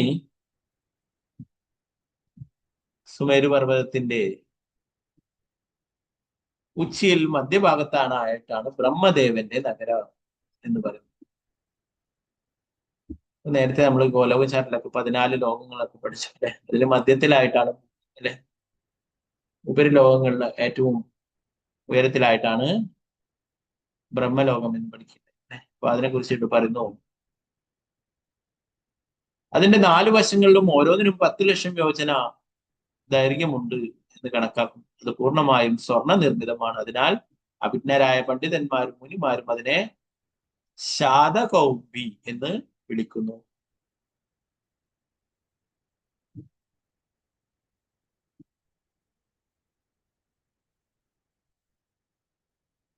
ബ്രഹ്മപുരിക്ക് ചുറ്റിനുമായി ഗ്രഹ സംവിധാനങ്ങളുടെ ഭരണാധികാരികളായ ദേവേന്ദ്രൻ മറ്റുള്ള 8 മുഖ്യരുടെ വസതികളാണ് ഈ ധാമങ്ങൾ. ബ്രഹ്മപുരിക്ക് സമാനങ്ങളാണെങ്കിലും അതിനെ 4-1 വലിപ്പമേ ഉള്ളൂ. ഇപ്പോ ബ്രഹ്മാവിന്റെ വസതിയായിരിക്കുന്ന ബ്രഹ്മപുരി അതിന് ചുറ്റിലുമായിട്ടും മറ്റുള്ള ദേവേന്ദ്രൻ മുതലായിട്ടുള്ള 8 ദേവന്മാരുടെ വസതികളും ഉണ്ട്. എന്നാൽ ഇതിലൊക്കെ ബ്രഹ്മാവിൻ്റെത് വെച്ച് നോക്കുമ്പോൾ എന്താണ്, അതിന്റെ 4-1 വലിപ്പമേ ഉള്ളത്. ഇതിനെ കുറിച്ചിട്ട് വിശ്വനാഥ ചക്രവർത്തി ഠാക്കൂർ പറയുന്നതും പ്രഭുപാദരിയുടെ പറയുന്നു. ബ്രഹ്മാവിന്റെ നഗരത്തെ കുറിച്ചിട്ട് മനോവതി എന്നാണ് അതിന്റെ നാമം എന്നും, അതുപോലെ ഇന്ദ്രന്റെ അമരാവതി അല്ലെ, അമരാവതി എന്നുള്ള നാമം പലയിടത്തും കേട്ടിട്ടുണ്ടാവും ദേവതയായിട്ടുള്ളത് അല്ലെ. അതേപോലെ തേജോവതി, സംയമനി, കൃഷ്ണാംഗന, ശ്രദ്ധാവതി, ഗന്ധവതി, മഹോദയ, യശോവതി എന്നീ പേരുകളിലും അറിയപ്പെടുന്നു. ബ്രഹ്മപുരി മധ്യത്തിലും മറ്റ് 8 നഗരങ്ങൾ അതിന് ചുറ്റുമുള്ളവയാണ് സ്ഥിതി ചെയ്യുന്നത്. അപ്പൊ ഇതൊക്കെ വെച്ച് നോക്കുമ്പോ ഈ നമ്മൾ വസിക്കുന്ന ഭൂമി എന്ന് പറയുന്നത് ഒന്നുമല്ല അല്ലെ. അപ്പോ എങ്കിലും ഇവിടെ ജീവിക്കുന്ന ബദ്ധാത്മാക്കളൊക്കെ വിചാരിക്കുന്നത് ഇത് എല്ലാം ആണ് എന്നുള്ള കാര്യം അല്ലെ. അപ്പോ അല്ലെ നമ്മളൊക്കെ ഇത് നമ്മുടേതാണെന്ന് പറഞ്ഞ് നമ്മള് എന്താ സ്വത്തായാലും മറ്റുള്ളതായാലും അല്ലെ, ഇതൊക്കെ ഭഗവാന്റെ സൃഷ്ടിയാണ് അല്ലെ. അപ്പോ ഈ ജംബുദ്വീപില് ഭാരതഖണ്ഡത്തില് ജനിക്കുക എന്നത് അറിയുന്നത് തന്നെ അത്രയും ഭാഗ്യമാണ് അല്ലെ. പൂന്താനം തിരുമേനിയും മറ്റുള്ള ആചാര്യന്മാരൊക്കെ പറയും. അതും ഭാരതഖണ്ഡത്തിലെ ഒരു മനുഷ്യനായിട്ട് ഈ കലിയുഗത്തിൽ പിറക്കുക എന്ന് പറയുന്നത് അത്രയും പരമഭാഗ്യമാണ്. അതുകൊണ്ടാണ് ഇവിടുന്ന് എല്ലാ കർമ്മങ്ങളും തീർത്തിട്ട് നമുക്ക് തിരിച്ച് ഭഗവാന്റെ അടുത്തേക്ക് പോവാനായിട്ട് സാധിക്കും. ഇനി ജംബുദ്വീപിനെ കുറിച്ചിട്ട് കുറച്ചും കൂടി ഡീറ്റെയിൽ ആയിട്ട് മറ്റുള്ള ദ്വീപുകളെ കുറിച്ചൊക്കെ ഡീറ്റെയിൽ ആയിട്ട് നമ്മൾ ഇനി അടുത്ത് വരുന്ന ഭാഗങ്ങളിൽ പഠിക്കുന്നുണ്ട്. വീണ്ടും 19ാമത്തെ അധ്യായമാണ്. അതെ, 19ാമത്തെ അധ്യായത്തിൽ കൂടുതൽ ഡീറ്റെയിൽ ആയിട്ട് ശുകദേവ സ്വാമി പറയുന്നുണ്ട്. ഓരോ ജംബുദ്വീപിനെ കുറിച്ചിട്ടും മറ്റുള്ള ദ്വീപുകളെ കുറിച്ചിട്ടും സപ്തദ്വീപുകളെ കുറിച്ച് നേരത്തെ പറഞ്ഞു അല്ലെ. അപ്പൊ അതിനെ കുറിച്ചിട്ട് ഡീറ്റെയിൽ ആയിട്ട് പിന്നീട് നമ്മള് 19ാമത്തെ ചാപ്റ്ററിൽ ജംബുദ്വീപിലെ ദ്വീപുകൾ എന്നുള്ള അധ്യായത്തിൽ വീണ്ടും ഡീറ്റെയിൽ ആയിട്ട് നമ്മൾ പഠിക്കും. അപ്പൊ ഇതിൽ ഇത്ര മാത്രമേ ചുരുക്കി പറഞ്ഞിട്ടുള്ളൂ. ഓക്കെ, ഇനി അടുത്തതായിട്ടുള്ള അധ്യായം ഗംഗാ നദിയുടെ ഉത്ഭവത്തെ കുറിച്ചിട്ടാണ്. ഓക്കെ, അത് നമുക്ക് നാളത്തെ ക്ലാസ് നോക്കാം.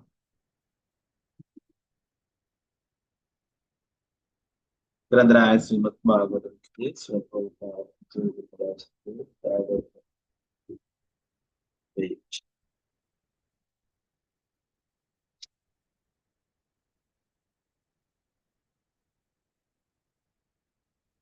നമുക്കൊരു കാര്യം ചെയ്യാം. ഇതിന്റെ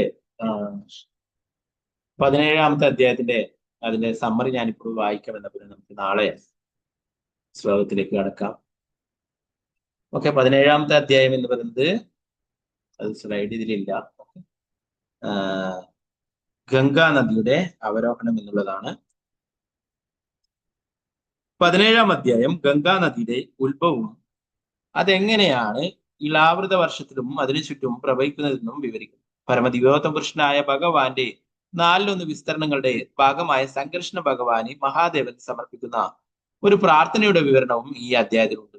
ബലി മഹാരാജാവ് ഒരിക്കൽ യജ്ഞം നടത്തുമ്പോൾ വിഷ്ണു ഭഗവാൻ അദ്ദേഹത്തെ സമീപിച്ചു. അദ്ദേഹത്തിന് മുന്നിൽ ത്രിവിക്രമൻ അഥവാ വാമനനായി പ്രത്യക്ഷപ്പെട്ട ഭഗവാൻ 3 അടി ഭൂമി ദാനം ചോദിച്ചു. 2 ചുവട് കൊണ്ട് ലോകങ്ങളും അടന്ന ഭഗവാന്റെ ഇടതുപാദത്തിന്റെ പെരുവിരൽ ലോകത്തിന്റെ ആവരണത്തിൽ തുളഞ്ഞു കയറി ആ ദ്വാരത്തിലൂടെ കാരണസമുദ്രത്തിലെ ഏതാനും ജലബിന്ദുക്കൾ ചോർന്നൊഴുകി മഹാദേവന്റെ ശിരസിൽ പതിക്കുകയും അവ 1000 യുഗം മുഴുവൻ അദ്ദേഹത്തിന്റെ മുടിയിൽ കുടുങ്ങിക്കിടക്കുകയും ചെയ്തു.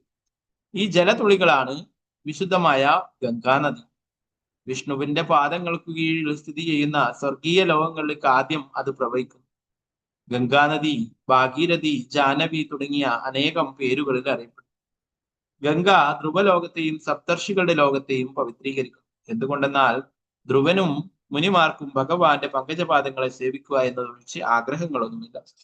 ഭഗവാന്റെ പങ്കജപാദങ്ങളിൽ നിന്ന് ഉത്ഭവിക്കുന്ന ഗംഗാനദി സ്വർഗീയ ഗ്രഹങ്ങളിൽ പ്രത്യേകിച്ചും ചന്ദ്രനിൽ നിറഞ്ഞു കവിയുകയും പിന്നീട് മേരുപർവ്വതത്തിന് മുകളിലുള്ള പുരിയിലൂടെ പ്രവഹിക്കുകയും ചെയ്യുന്നു. ഇവിടെ നദി സീത, അളകനന്ദ, ചഷു, ഭദ്ര എന്നിങ്ങനെ 4 ശാഖകളായി വിഭജിക്കപ്പെടുകയും അവയിൽ നിന്നും ലവണ സമുദ്രത്തിലേക്ക് ഒഴുകുകയും ചെയ്യും. സീത എന്നറിയപ്പെടുന്ന ശാഖ ശേഖരം, ഗന്ധമാദനം എന്നീ പർവ്വതങ്ങളിലൂടെ ഭാരതവർഷത്തിലേക്ക് ഒഴുകി പടിഞ്ഞാറ് ഭാഗത്ത് ലവണ സമുദ്രത്തിൽ ലയിച്ചു ചേരും. ചഷു എന്ന ശാഖ മാല്യവാൻഗിരിയിലൂടെ ഒഴുകി കേതുമാല വർഷത്തിലെത്തി ക്ഷാരസമുദ്രത്തിന്റെ പടിഞ്ഞാറ് ഭാഗത്ത് ലയിക്കും. ഭദ്ര എന്ന ശാഖ കുരുദേശത്തിലെത്തി ലവണ സമുദ്രത്തിന്റെ വടക്ക് ഭാഗത്ത് ചെന്ന് ലയിക്കും. ഇതിനു മുമ്പ് മേരു, കുമുദം, നീലം, ശ്വേതം, ശൃംഗവാൻ എന്നീ പർവ്വതങ്ങളിലൂടെ പ്രവഹിക്കും. അളകനന്ദി എന്ന ശാഖ ബ്രഹ്മാലയത്തിലൂടെ പ്രവഹിച്ച് ഹേമകൂടം, ഹിമകൂടം എന്നീ പർവ്വതങ്ങളെ മറികടന്ന് ഭാരതവർഷത്തിലേക്ക് തെക്കു ഭാഗത്തുള്ള ക്ഷാരസമുദ്രത്തിൽ ചേരും. മറ്റനേകം നദികളും അവയുടെ ശാഖകളും ഈ 9 വർഷങ്ങളിലൂടെ ഒഴുകുന്നു. ഭാരതവർഷം എന്നറിയപ്പെടുന്ന ഭൂഖണ്ഡം കർമ്മങ്ങളുടെ മേഖലയും മറ്റ് 8 വർഷങ്ങൾ സ്വർഗീയ സുഖങ്ങൾ ആസ്വദിക്കുവാൻ ഉദ്ദേശിക്കപ്പെട്ടിട്ടുള്ള വ്യക്തികൾക്കുള്ളതുമാണ്. ഈ 8 മനോഹര ഖണ്ഡങ്ങളിലും സ്വർഗലോകവാസികൾ വിഭിന്ന നിലവാരങ്ങളിലുള്ള ഭൗതിക സുഖങ്ങളും സന്തോഷങ്ങളും അനുഭവിക്കുന്നു. പരമദിവ്യോത്തമ പുരുഷനായ ഭഗവാന്റെ വ്യത്യസ്ത അവതാരം ജംബുദ്വീപിലെ ഈ 9 വർഷങ്ങളിൽ ഓരോന്നിനും അദ്ദേഹത്തിന്റെ കാരുണ്യം ചൊരിയുന്നു. ഇളാവൃത വർഷത്തിലെ ഏക പുരുഷൻ മഹാദേവനാണ്. അദ്ദേഹം അവിടെ അനേകം പരിചാരകമാരാൽ സേവിക്കപ്പെടുന്ന തന്റെ പത്നി ഭവാനിയുമൊത്ത് ജീവിക്കുന്നു. മറ്റേതെങ്കിലും ഒരു പുരുഷൻ ആ പ്രദേശത്ത് പ്രവേശിച്ചാൽ അവൻ ഒരു സ്ത്രീയായി തീരട്ടെ എന്ന് ഭവാനി ശപിക്കും. മഹാദേവൻ സംഘർഷണ ഭഗവാനെ അനേകം പ്രാർത്ഥനകളാൽ ആരാധിക്കും. അവയിൽ ഒന്ന് താഴെ കൊടുത്തിട്ടുള്ളത്: എന്റെ പ്രിയപ്പെട്ട ഭഗവാനെ, ദയവായി അങ്ങയുടെ എല്ലാ ഭക്തന്മാരെയും ഭൗതിക ജീവിതത്തിന്റെ ബന്ധനത്തിൽ നിന്ന് മോചിപ്പിക്കുകയും അഭക്തരെ ഭൗതിക ലോകത്തിന്റെ ബന്ധനത്തിലാക്കുകയും ചെയ്താലും അങ്ങയുടെ കാരുണ്യമില്ലാത്ത ആർക്കും ഭൗതികാസ്യത്തിന്റെ ബന്ധനത്തിൽ നിന്നും മുക്തരാവാൻ കഴിയില്ല.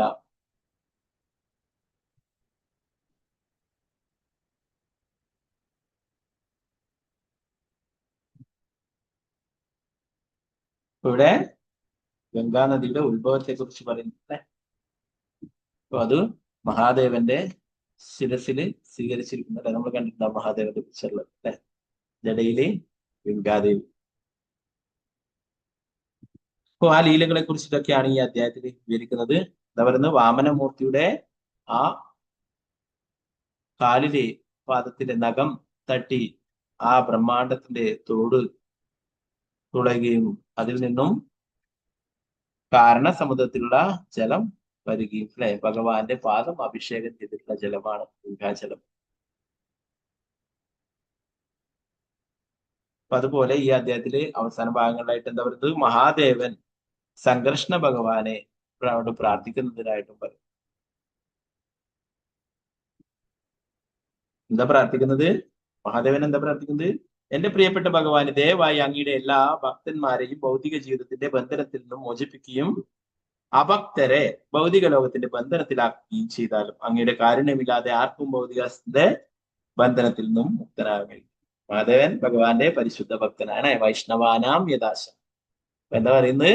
ഭക്തന്മാരെയൊക്കെ, ഭഗവാനെ അങ്ങയുടെ ഭക്തന്മാരെയൊക്കെ ഭൗതിക ബന്ധനങ്ങളിൽ നിന്നും മോചിപ്പിക്കണം, അഭക്തന്മാരെയൊക്കെ ഈ ഭൗതിക ലോകത്തിൽ തന്നെ ബന്ധനത്തിന് ആക്കുകയും വേണമെന്ന് പറയും. ഓക്കെ, ബാക്കി ഭാഗങ്ങൾ അപ്പൊ നമുക്ക് നാളത്തെ ക്ലാസ്സിൽ സുഖ്യതയായി നോക്കാം. ഒന്നാമത്തെ ഒക്കെ വലിയൊരു ശ്ലോകമാണ്. അപ്പൊ നോക്കി നമുക്ക് അത് ചൊല്ലാൻ ഒന്നാമത്തെ ശ്ലോകം വരുന്നതാണ്. രണ്ടാമത്തത് 2 പേജുകളിലായിട്ടാണ് മൂന്നാമത്തെ ശ്ലോകം.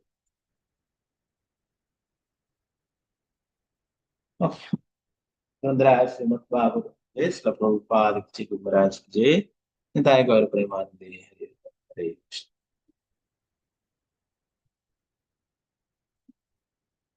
വംശകൽപതരൂപശ്ച കൃപാ സിന്ധു ദേവചാപരിതാനാം ഭാവനേഭ്യോ വൈഷ്ണവേഭ്യോ നമഃ.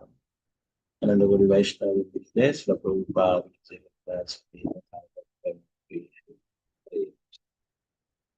എന്തെങ്കിലും സംശയങ്ങൾ ഉണ്ടെങ്കിൽ കേൾക്കാം, എന്തെങ്കിലും നമുക്ക് ക്ലാസ് വിളിച്ചെടുക്കാം. ഈ ജമ്പദ്വീപിനെ കുറിച്ചിട്ടും മറ്റുള്ള ദ്വീപുകളെ കുറിച്ചിട്ടും നമ്മൾ 19ാമത്തെ ചാപ്റ്ററിലെ കൂടുതൽ ഡീറ്റെയിൽ ആയിട്ട് പഠിക്കുന്നുണ്ട്.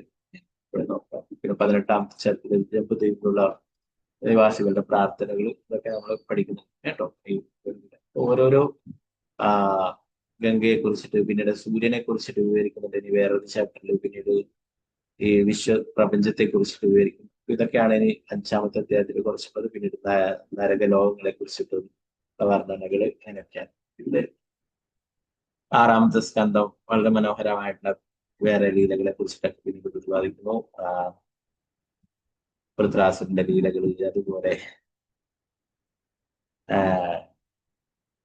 തന്നെ ചിത്രകേതു ക്ലാസ് ഉണ്ടായിട്ടുള്ള ആ ലീലകളെ കുറിച്ചിട്ട്, പിന്നെ ചാമുണ്ടന്റെ ലീലകളെ കുറിച്ചിട്ട്, അങ്ങനെ അതിൽ തന്നെ ആ നാമത്തിന്റെ പ്രാധാന്യത്തെ കുറിച്ചൊക്കെ പറഞ്ഞിട്ടുണ്ട്. ഓക്കെ, അപ്പോൾ ഈ 5ാമത്തെ ചാപ്റ്റർ കഴിഞ്ഞാൽ എന്താണ്, 6ലെ വളരെ മനോഹരമായിട്ടുള്ള ലീലകളുണ്ട്. അപ്പൊ ഇത് കുറച്ച് ഇങ്ങനെയുള്ള പർവ്വതങ്ങളെ കുറിച്ചും നദികളെ കുറിച്ചും ഇതൊക്കെ നമ്മൾ അറിഞ്ഞിരിക്കേണ്ടതാണ് എല്ലാം. അതെ, നമ്മൾ എന്താ പറയാ, ജമ്പുദ്വീപില് ഭാരതവർഷത്തില് അല്ലെ ജീവിക്കുന്നവരാണ്. അപ്പൊ നമ്മൾ ഇതൊക്കെ അറിഞ്ഞിരിക്കണം, നമ്മൾ ജീവിക്കുന്ന സ്ഥലത്തെ കുറിച്ച് അല്ലെ. അപ്പൊ അത് കുറച്ച് ബുദ്ധിമുട്ടാണ് ഇങ്ങനെയുള്ള പേരുകളൊക്കെ പഠിക്കുന്നത്. ഇതൊക്കെ നേരത്തെ അതുപോലെ പരമ്പരയെ കുറിച്ച്, ദേവത മഹാരാജാവിന്റെ ആ പരമ്പരയെ കുറിച്ച് പറയുന്നുണ്ട്.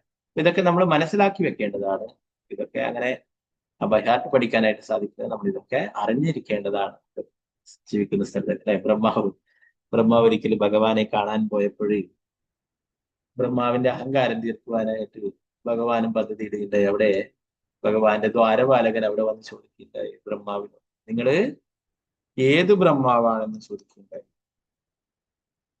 ബ്രഹ്മാവിന് അതുവരെ ഞാൻ മാത്രമാണ് ബ്രഹ്മാവ് എന്നൊരു അഹങ്കാരം ഉണ്ടായിരുന്നു. അത് തീർക്കാനായിട്ട് ഭഗവാനും പദ്ധതി. അപ്പോ ഏത് ബ്രഹ്മാവാണ്? അപ്പൊ ബ്രഹ്മാവ് ബബ്ബാക്കി കളിച്ചപ്പോൾ ആ സെക്യൂരിറ്റി ദ്വാരപാലകൻ പറഞ്ഞു, സ്വന്തം മേൽവിലാസം പോലും അറിയാത്ത ആളാണോ നിങ്ങൾ ഇവിടെ വന്നിരിക്കുന്നത്? അപ്പോ അവസാനം എങ്ങനെയൊക്കെയോ പറഞ്ഞൊപ്പിച്ചു, ഞാൻ വാമനമൂർത്തിയുടെ പാദത്തിലെ നഖം കൊണ്ടിട്ട് പൊട്ടിയിട്ടുള്ള ആ തോട് പൊട്ടിയിട്ടുള്ള ആ ബ്രഹ്മാണ്ടത്തിൽ നിന്നാണ് വരുന്നത്. അപ്പോ അങ്ങനെ പറഞ്ഞ് മനസ്സിലാക്കി. പിന്നീട് ഭഗവാന്റെ അടുത്ത് പോയപ്പോൾ ബ്രഹ്മാവ് ചോദിച്ചു, ഭഗവാനെ ഇതെന്ത് ലീലയാണ്, ഞാനല്ലാതെ വേറൊരു ബ്രഹ്മാവ്? അപ്പോ ഭഗവാൻ അവിടെ ഓരോരോ ബ്രഹ്മാണ്ടങ്ങളുള്ള ബ്രഹ്മാവിനെയും അവിടെ കുരിച്ചു വരുത്തുകയുണ്ടായെന്ന് പറഞ്ഞു. അവരൊക്കെ 10 തലയുള്ള ബ്രഹ്മാവും 100 തലയുള്ള ബ്രഹ്മാവും 1000കണക്കിന് തലകളുള്ള ബ്രഹ്മാവും ഒക്കെ ഉണ്ട്. ഇതൊക്കെ കണ്ടിട്ട് നമ്മുടെ ഈ ബ്രഹ്മാണ്ടത്തിലുള്ള ബ്രഹ്മാവ് അവിടെ ഭഗവാനെ നമസ്കരിച്ചുകൊണ്ട് പറയുകയുണ്ടായത്, ഞാൻ വെറുമൊരു ആനയുടെ കാലിനടിയിൽപ്പെട്ടിട്ടുള്ള വെറുമൊരു കൊതുക് പോലെയാണെന്ന് എനിക്കിപ്പോഴും മനസ്സിലായി. വലിയൊരു ആനയുടെ അടുത്ത് ഒരു ചെറിയ കൊതുക് നിന്നാൽ അത് കാണാൻ പോലും സാധിക്കില്ല, അല്ലെ? അതുപോലെ 4 തലയുള്ള ഈ ബ്രഹ്മാവ് എന്ന് പറയുന്നത് ഏറ്റവും ചെറിയ ബ്രഹ്മാണ്ടത്തിലാണ്. അനേകം ബ്രഹ്മാണ്ടങ്ങൾ, അതിലൊക്കെ ധാരാളം ബ്രഹ്മാവുമാർ. അപ്പോ അതുകൊണ്ട് നമ്മൾ ഇതൊക്കെ പഠിച്ചു വെക്കണം. അല്ലെങ്കിൽ എന്താണ്, നമ്മൾ എവിടെയാണ് എന്നുള്ളത് നമ്മൾ കറക്റ്റ് ആയിട്ട് അറിഞ്ഞിരിക്കണം, അല്ലെ? അതുകൊണ്ടാണ് ഇവിടെ ജംബുദ്വീപിനെ കുറിച്ചിട്ടും ഭാരതവർഷത്തെ കുറിച്ചും ഒക്കെ വിശദീകരിച്ചിരിക്കുന്നത്. ഓക്കെ, നാളത്തെ ക്ലാസ്സിൽ നമുക്ക് ഗാന്ധിയെ കുറിച്ചുള്ള ഭാഗങ്ങൾ നോക്കാം.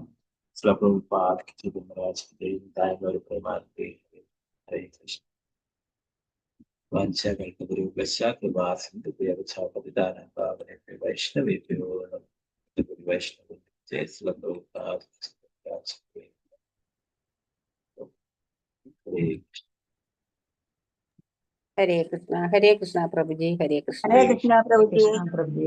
ഹരേ കൃഷ്ണ. കൃഷ്ണ പ്രഭുജി പ്രണാമം. ഹരേ കൃഷ്ണ പ്രഭുജി. ഹരേ കൃഷ്ണ. പ്രഭുജി, ഈ ബുക്കിന്റെ കവർ പേജിലുള്ള ചിത്രത്തിന്റെ കഥ എന്തായിരുന്നു? മറന്നുപോയി. 5ാമത്തെ സ്കന്ധത്തിന്റെ. ആ, ഓക്കെ, ഇത് അല്ലെ കുതിരമുഖം ഹയഗ്രീവനായിട്ടുള്ള ഞാൻ പറഞ്ഞുതരാം. അത് പിക്ചർ ഇതിൽ തന്നെ ഉണ്ടാവും. അത് നമ്മൾ ഇനി എടുക്കാനുള്ള ഭാഗങ്ങളിലായിരിക്കും.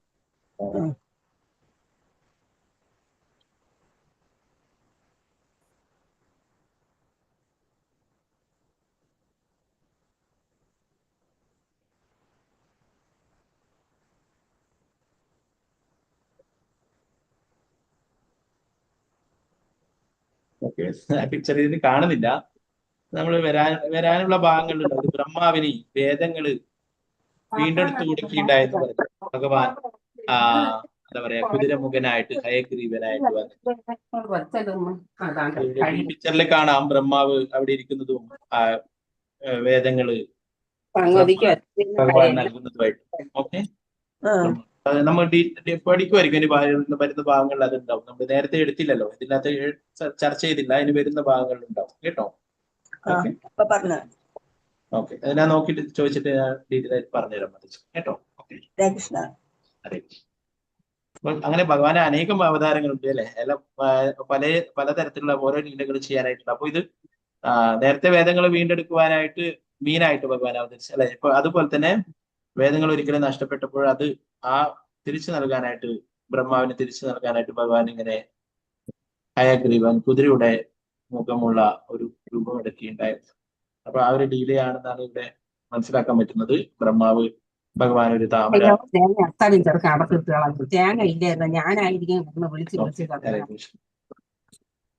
ഓക്കെ, നമുക്ക് ബാക്കി ഭാഗങ്ങൾ നാളത്തെ ക്ലാസ്സിൽ ചർച്ച ചെയ്യാം. ഹരേ കൃഷ്ണ.